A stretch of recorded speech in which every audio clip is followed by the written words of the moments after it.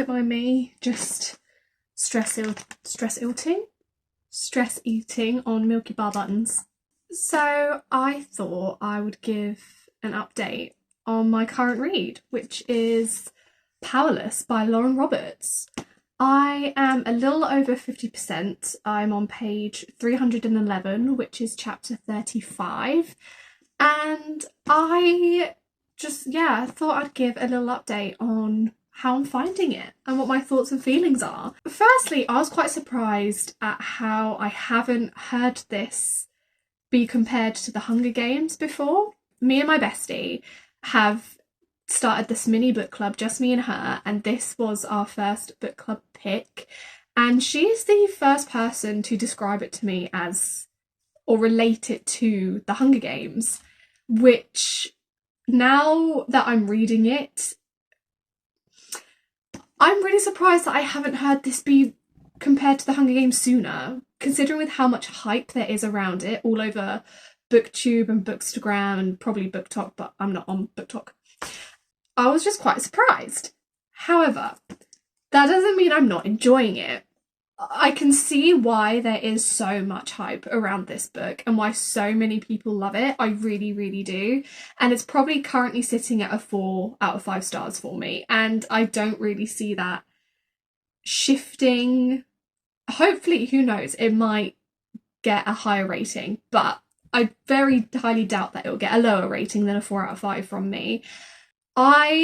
Considering this is a debut novel, I'm very, very impressed with Lauren Roberts and how she has created this magic system and this world. I find it just really easy to follow and understand. It's not confusing, it's not complicated. I'm not sat here questioning like what is what and who is who and where is where. Like, I'm very easily following the map of the land, I guess you could say, which is really nice, especially from a fantasy. I would definitely call this like a fantasy / dystopian. Yeah, it's definitely kind of got that bridge of the two. So if that's that kind of thing that you like, I would definitely recommend picking this up. Her writing, I'm really impressed with. I really like her writing style. Again, it's not over flowery, but she doesn't just tell you things. I really like our two main characters. I'm a sucker for a multiple POV book. I really, really like them because they keep me on my toes. It keeps me intrigued and interested. And this book follows our two main characters, Payden and Kai, and we switch between both of their POVs. That's really fun as well. I've just realised I haven't actually given a description of what this book is about. I've kind of just assumed that because of how hyped it is, especially since the sequel Reckless, I think it's called, has just been released, I feel like I don't really need to give a description of what this book is about. So I don't think I'm going to.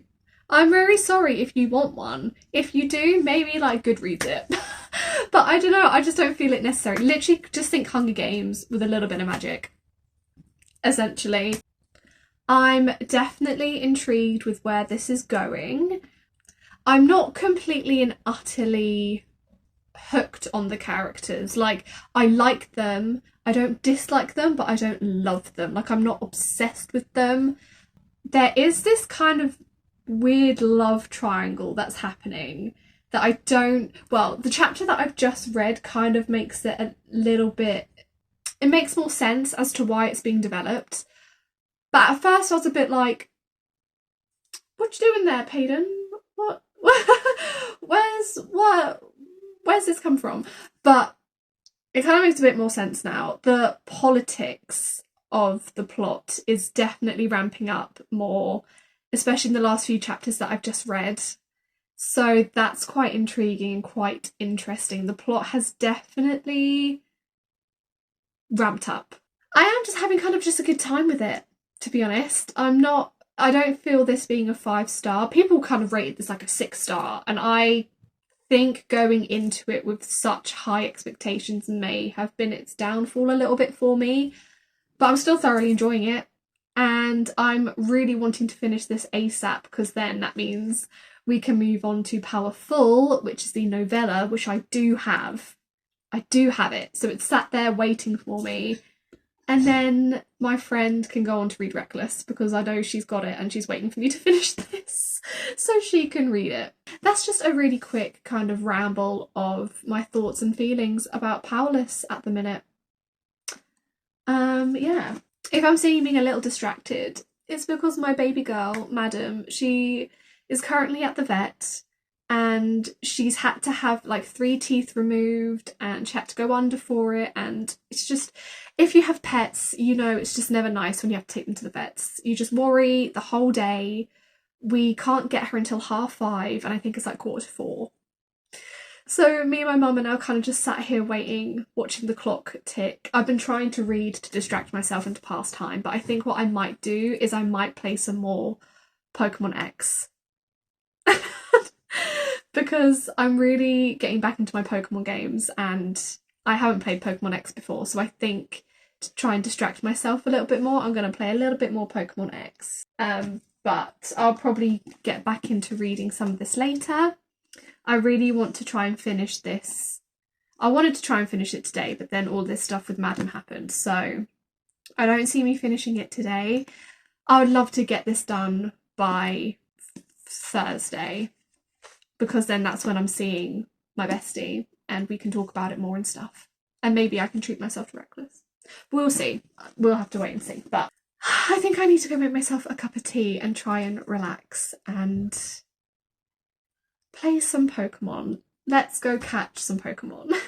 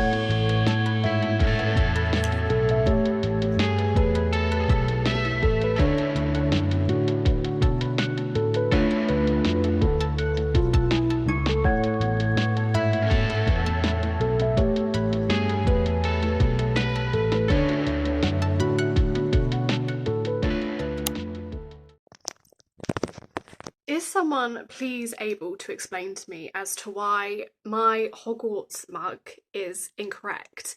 And I feel like this isn't the only one I've seen like this.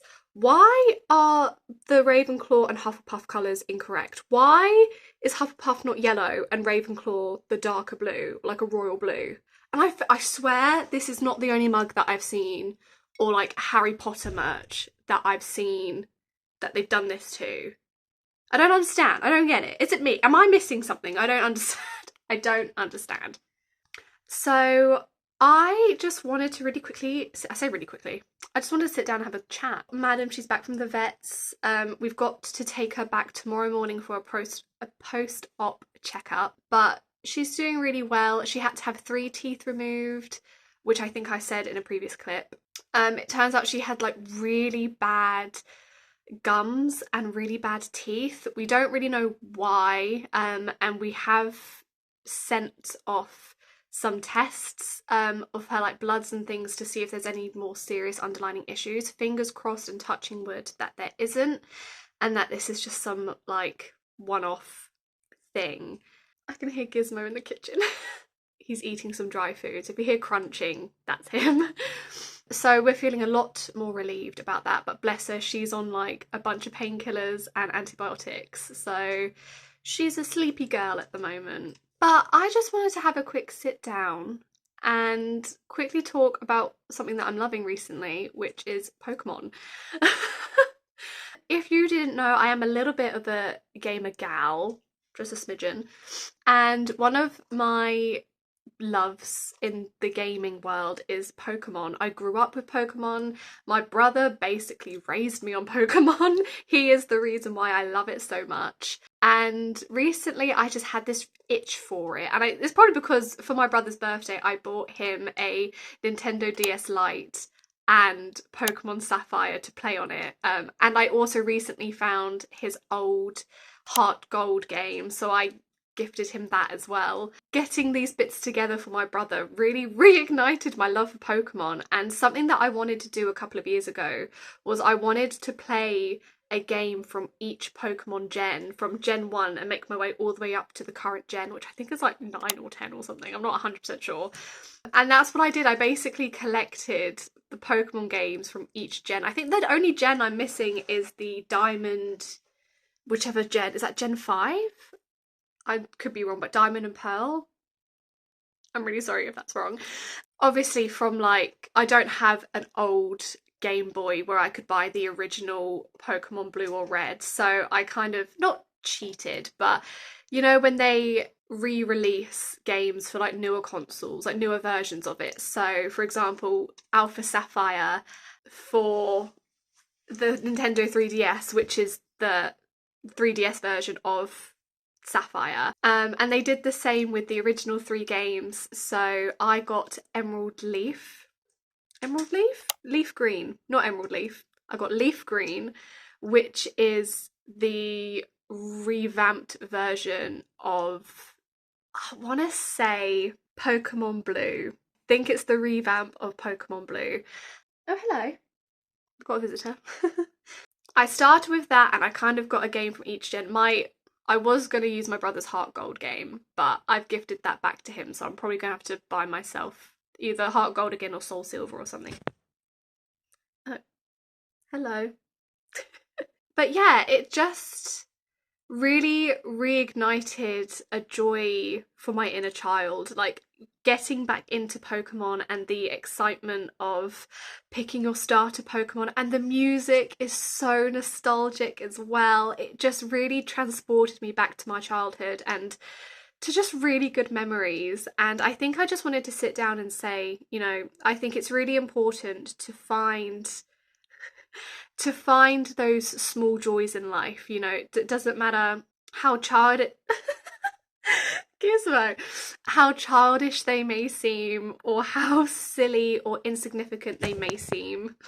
As long as it brings you happiness and joy and it doesn't harm anybody else, I think it's so important to nourish those parts of our lives. And I think that is something I've neglected for quite a while. And it's something that I've been trying to work on, especially this past year, is reconnecting and reinvesting into my inner child. And one of those things is colouring. I've gotten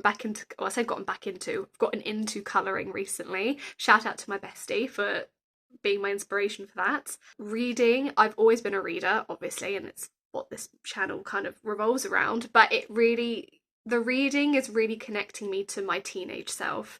She went through some things and reading was her salvation, and connecting to that side of myself, I feel like it is a little love letter to her. So that's really lovely. And then playing Pokemon recently is my kind of love letter to my childhood and also my brother. You know, it's one of the things that we've always bonded over. I'm kind of going off on a bit of a tangent and a bit of a ramble, and I don't really know where this is going, but I think my point is reconnecting with things that brings you joy, no matter how small they are, no matter how little they seem. If it brings you joy and it makes you happy, then I really encourage you to pursue them, to actively engage in them, to do them, whatever that may be. And for me recently, that's been playing Pokemon. Yeah, even though the Pokemon games, if you think about it, they're obviously so repetitive. The story of the Pokemon games are pretty much the exact same. You're pretty much playing the exact same game. And yet, as a whole, we eat it up. every single time. Literally, the first game to the most recent game, the story is the exact same. You're a child who goes to a professor of some kind. They let you choose between 3 Pokemon, that's your starter Pokemon, and then you travel through the region collecting Pokemons and collecting gym badges by defeating the gym leaders. That's the basis plot of every single Pokemon game, and you build up your Pokédex as well. Obviously, they've added things throughout the games to make them more interesting, but at the end of the day, that is the blueprint of every single Pokemon game. And despite knowing this, we eat every single one up. Every single one. Every single one, take my money. Absolutely take my money. Rob me, empty my bank account, just take it. I've got cat hair in my tea. I've got multiple cat's hair in my tea. Thanks, Giz, for that. Fun question of the day. If you're a Pokemon player, Pokemon fan, what's your favourite Pokemon? Is that quite a controversial question? Can people get quite heated about that? I don't know. Cat hair. My number one Pokemon is Rowlet. I love that little owl. I would go to the ends of the earth for that little owl. And I have a little Rowlet plushie that my brother bought me for my birthday a few years ago now. I think it was for my 21st birthday he bought it for me, because that was my birthday that I had during COVID, the lockdowns. And I think because he got it sent from Japan. So yeah, Rowlet is my number one baby. Who is your number one baby? But now that we've been talking about Pokemon, I kind of want to go play it. So I think I'm gonna finish this cup of tea and maybe play for a little bit. There are some little bits and bobs that I need to do, but I'm really trying to have today be like a chill, cozy, slow day. I'm really trying to remind myself that it's okay to have slower days where you wake up a little bit later and you have a slower morning, and it's not a bad thing if you don't have a massive to-do list, and it doesn't mean you haven't unachieved anything or not achieved anything. It's okay to have those slower days and to take it minute by minute. It's okay to have days like this. It's okay to just be present and to just take in your surroundings and look at the bees in the garden and deflea your cat because they sleep in the garden, which is what I just spent the last 20 minutes doing, and I think that's why I'm covered in cat hair. Yeah, I'm going to be honest, I don't know where the rest of this vlog is going. It'll probably be more reading and a bit more gaming, but I just wanted to have a cozy time with you, and I hope that's okay, and I hope you're enjoying this cozy time with me. So let's go do some more cozy things.